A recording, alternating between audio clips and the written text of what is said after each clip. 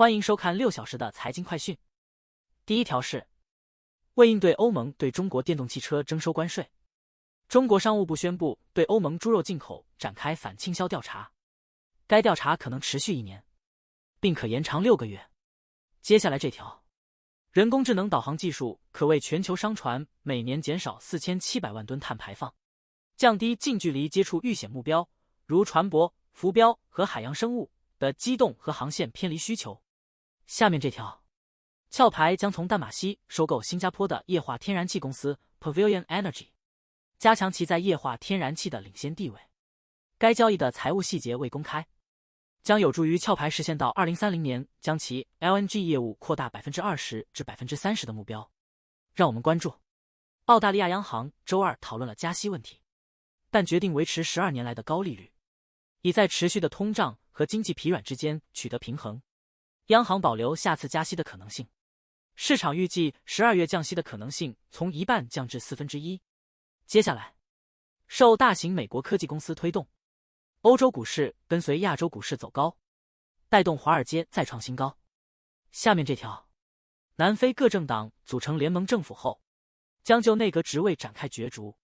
总统拉马福萨将准备宣誓就职。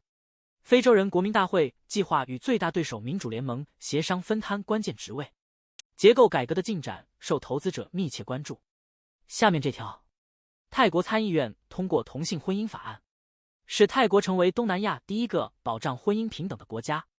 该法案将赋予同性伴侣结婚、继承、收养等权利，并提升泰国作为 LGBTQ 友好旅游目的地的声誉。下一条，法国现已成为欧洲最不受青睐的股票市场。法国股市因总统马克龙提前举行选举而变得不受欢迎，投资者对法国股票的看跌情绪上升，转向防御性股票和行业。法国政治动荡的风险受到欧洲投资者的关注，促使花旗集团将该地区评级下调至中性。接下来这条，英格兰银行量化宽松政策损失为美联储的3倍。其亏损规模相当于英国国内生产总值的 4.7% 至 4.9%， 英国纳税人将承担全部损失，而美联储和欧洲央行的损失分别为 1.3% 至 1.5% 和 3.2% 至 3.4%。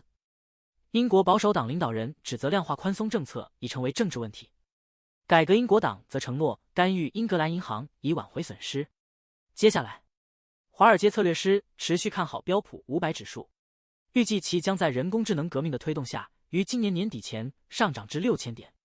人工智能被认为是推动市场走高的最重要催化剂，预计随着人工智能在股市中发挥更大作用，市场波动性将增加。策略师建议对纳斯达克指数采取巨差期权策略，以应对市场波动。投资者需关注人工智能策略，以应对当前环境。让我们关注，波音 CEO 将在周二面临参议院质询，涉及安全文化和新举报人声称的问题。后者表示目睹对不合格零件记录和问责制的不重视。波音将承认缺点，但强调公司改进的努力。接下来，花旗集团重点升级金融服务业务，该业务旨在通过全球资金流动提高利润。接下来，美股期货池接近创纪录高位，在零售销售数据公布前，盘前交易基本停滞，科技股继续引领人工智能驱动的反弹。华尔街银行提高了全年标普目标，投资者关注零售销售数据，市场预计5月销售额增长 0.3%。 此外，美联储官员讲话可能会提供更多利率信号。让我们关注5月份零售销售增长放缓，低于预期，因高利率和通胀持续影响消费者。剔除汽车和汽油，零售销售增长 0.1%， 低于预期的 0.4% 增长，但高于4月份的 0.3% 降幅。最后一条，人工智能投资推动大盘股科技公司收益增长，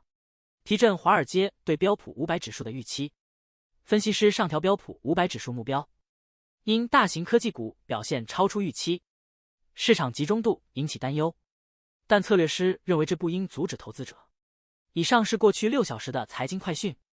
我们6小时后见。